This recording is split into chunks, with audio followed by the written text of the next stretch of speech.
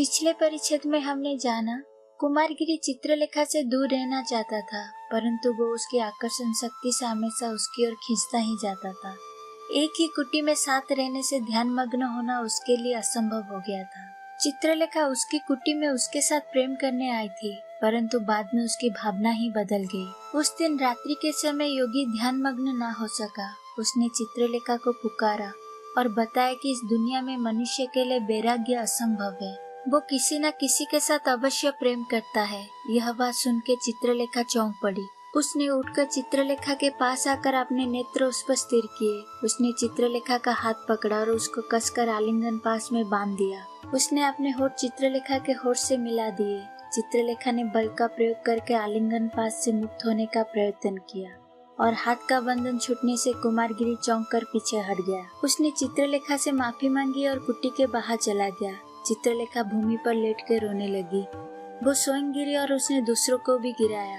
कुमारगिरी अपनी साधना से बुरी तरह से गिर रहा था। कुछ देर बाद वो कुटी में आया और चित्रलेखा के सिरहाने खड़ा हो गया। उसने चित्रलेखा के मुख पर झुककर होठ मिला दिए। फिर वो समाधि लगाने के लिए आसन पर बैठा, परंतु ध्यान मग्न न हो सका और वो सो गया। अब आगे आइए सुनते हैं भगवती चरण वर्मा द्वारा रचित चित्रलेखा उपन्यास का 17वां परिच्छेद। प्रातःकाल चित्रलेखा जब उठी, उसने देखा कि नित्य के नियम के प्रतिकूल कुमारगिरी सो रहे थे। वो बाहर आई। उस समय उसके सिर में दर्द हो रहा था। उसका सारा शरीर जल रहा था। रात भर उसने बुरे बुरे स्वप्न देखे थे। उसका हृदय धड़क रहा था। उस समय सूर्योदय हो रहा था। कलरव के स्वर उस प्रातःकालीन समीर में गूंज रहे थे, जिसकी चाल नव विकसित कलिकाओं के स्वरोभास से मन पड़ गई थी। चित्रलेखा बाहर आकर खड़ी हो गई थी। विशाल देव बाहर ही बट वृक्ष के नीचे बैठा हुआ आराधना में व्यस्त था। खड़ी होकर चित्रलेखा सोचने लगी, कुमारगिरी के पास उसका रहना उचित था या नहीं। इस समस्या को वो सुलझाने का प्रयत्न करने लगी, किंतु अब वो जा कहाँ सकती थी। किस मुख को लेकर वो बीजगुप्त के पास जाएगी और क्या बीजगुप्त उसको स्वीकार भी कर लेगा। इन प्रश्नों का उत्तर दे सकने में वो असमर्थ थी। चित्रलेखा वहां से आगे बढ़ी। वो विशाल देव के पास पहुंची। विशाल देव ने उस समय अपने नेत्र खोले।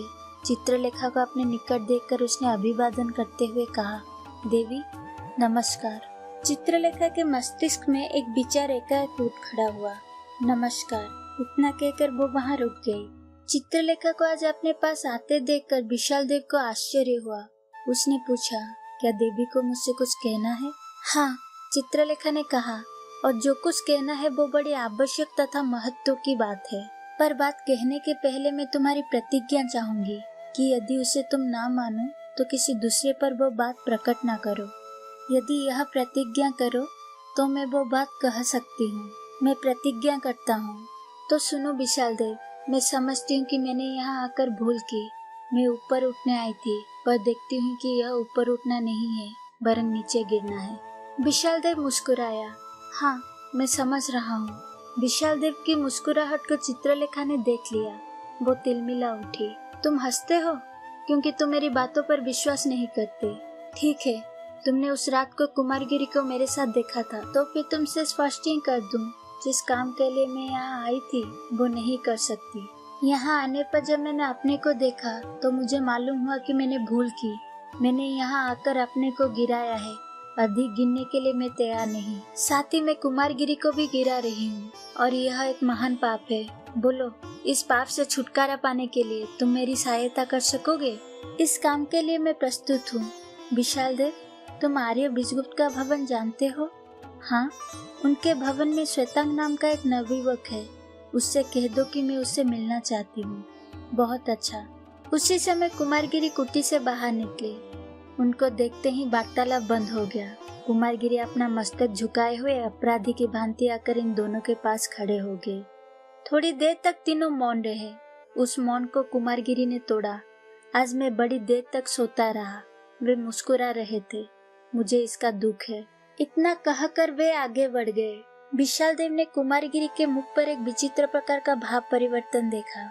इस भाव परिवर्तन से चकित होकर उसने चित्रलेखा की ओर देखा। देवी, गुरुदेव आज कुछ अस्वस्थ दिखलाई देते हैं। हाँ, गुरुदेव अस्वस्थ है और उनकी अस्वस्थता का कारण यहाँ पर मेरी उपस्थिति है। विशाल देव, तुम्हें मेरी सहायता करनी होगी, मेरे लिए नहीं, अपने गुरुदेव के लिए। मैं करूँगा। आज ही मैं आर्य बीजगुप्त के स्थान पर जाऊँगा। कुमारगिरी कुटी से दूर चले गए। वे दिन भर कुटी नहीं लौटे। विशाल देव ने संध्या के समय पाटलिपुत्र से लौटकर चित्रलेखा से कहा, देवी, आर्य बीजगुप्त तीर्थ यात्रा के लिए काशी गए हुए हैं। चित्रलेखा इस सूचना से श्रीहत हो गई। विशाल देव की ओर उसने देखकर कहा, विशाल देव, अब क्या उपाय है? देवी, मेरी समझ में कुछ नहीं आ रहा है। तुम्हारी समझ में कुछ नहीं आ रहा है और मेरी समझ में भी कुछ नहीं आ रहा है। यह विधि की विडंबना है। वो रुक गई। थोड़ी देर तक वो मौन खड़ी रही। उसके नेत्र उस समय एक अज्ञान शून्य में कुछ ढूंढ रहे थे। विधि की विडंबना ही है, शायद अपने पापों का फल भी हो। एक आधार था, उसको छोड़ दिया है। बीजगुप्त को मैंने त्यागा है। क्यों? नहीं, कुछ नहीं। मैं यहाँ ज्ञान पाने के लिए आई हूँ। क्या यही ज्ञान है? भगवान मुझे ज्ञान दे रहा है, फिर यह सब क्यों? विशाल देव, तुम कुछ नहीं कर सकते, गुरुदेव कुछ नहीं कर सकते, मैं कुछ नहीं कर सकती और शायद भगवान भी कुछ नहीं कर सकते। जो होना है वो हो रहा है और होगा। चित्रलेखा के नेत्र पागल की भांति चमक उठे। उसका प्रशांत मुखमंडल विकृत हो उठा। आवेश में वो कांपने लगी। विशाल देव चित्रलेखा के इस रूप को देखकर सहम उठा। देवी, क्या तुम अपने गत जीवन को फिर से नहीं अपना सकती? चित्रलेखा हंस पड़ी। गत जीवन को फिर नहीं अपना सकती? कैसी मूर्खता की बात कर रहे हो? मैं आगे बढ़ाई हूँ, पीछे जाने के लिए नहीं। पीछे जाना कायरता है, प्राकृतिक नियमों के प्रतिकूल है। संसार में कौन पीछे जा सकता है और कौन पीछे जा सका है? एक एक पल आगे बढ़कर मनुष्य मृत्यु के मुख पहुँचता है।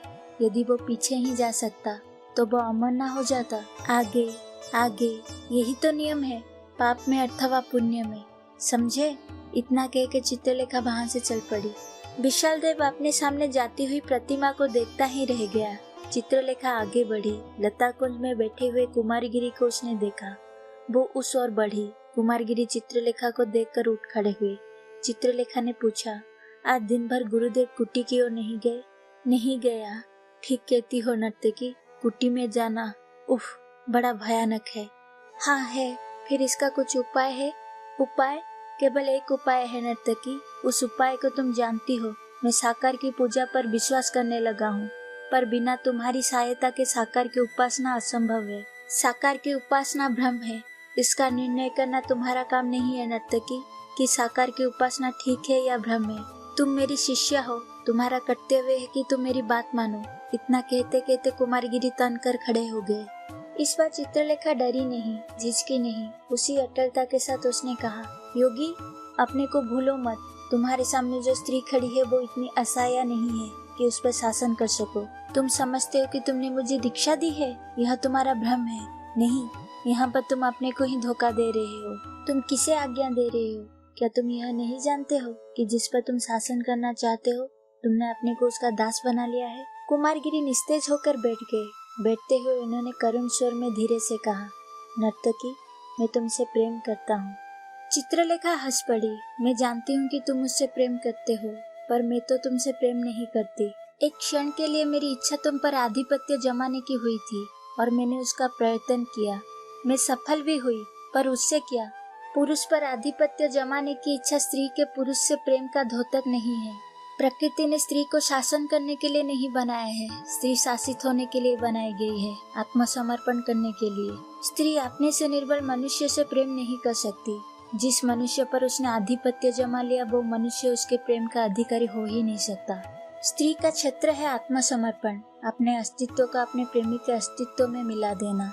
इसलिए स्त्री उसी मनुष्य से प्रेम कर सकती है जो उस पर विजय पा सके, जो उस पर आधिपत्य जमा सके। योगी कुमारगिरी, यहीं पर विषमता है।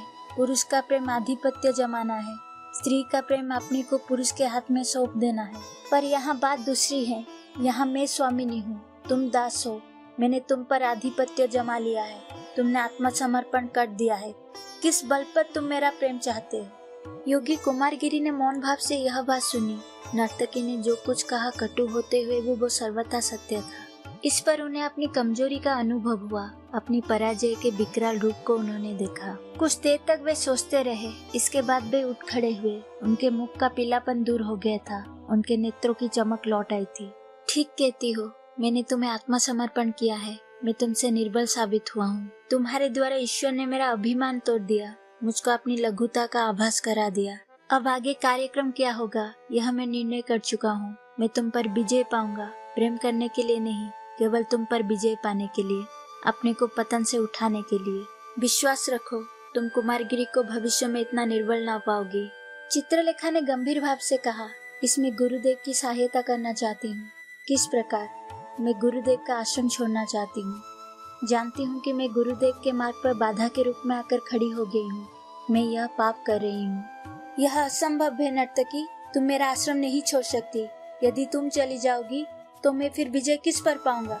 तुम्हें मेरे साथ ही रहना पड़ेगा, समझी? योगी, तुम्हें मेरे ऊपर विजय पाना नहीं है, तुम्हें अपने ही ऊपर विजय पाना है। जब तक मैं यहाँ रहूंगी तुम अपने ऊपर विजय नहीं पा सकोगे, इतना मैं भली भांति जानती हूँ। मेरे चले जाने में ही तुम्हारा कल्याण है। कुमारगिरी का मुख लाल हो गया। नहीं, मेरे साथ तुम्हें रहना पड़ेगा। तुमने मुझे बहुत अधिक निर्बल समझ रखा है। तुम्हारे जाने से मुझ में विरोध की भावना नहीं रहेगी, तो फिर मैं अपने ऊपर विजय किस प्रकार पा सकूंगा? अपने ऊपर करने वाले प्रयोग का एक साधन मुझको चाहिए था। ईश्वर ने तुम्हें मेरे पास इसलिए भेजा था। जब तक मैं पूर्ण रूप से सफल ना हो जाऊं, मैं तुम्हें नहीं जाने दूंगा, इतना याद रखना। ना जाने दोगे? क्या तुम उसको रोक सकते हो? नहीं, तुम्हें मैं रोक नहीं सकता। शायद संसार में कोई भी व्यक्ति तुम्हें रोक नहीं सकता। निर्बल सबल को रोक सके, यह असंभव है। मैं केवल तुमसे प्रार्थना कर सकता हूँ, आग्रह कर सकता हूँ, अनुरोध कर सकता हूँ। इतना तो तुम मानोगी कि तुमने मुझे गिराया है। मैंने तुम्हें नहीं गिराया है, गिराया तो तुमने ही है अपने को, पर तुम्हारे पतन में मेरा हाथ अवश्य है। ठीक है, मैंने ही अपने को गिराया है और मैं ही अपने को उठा सकूंगा।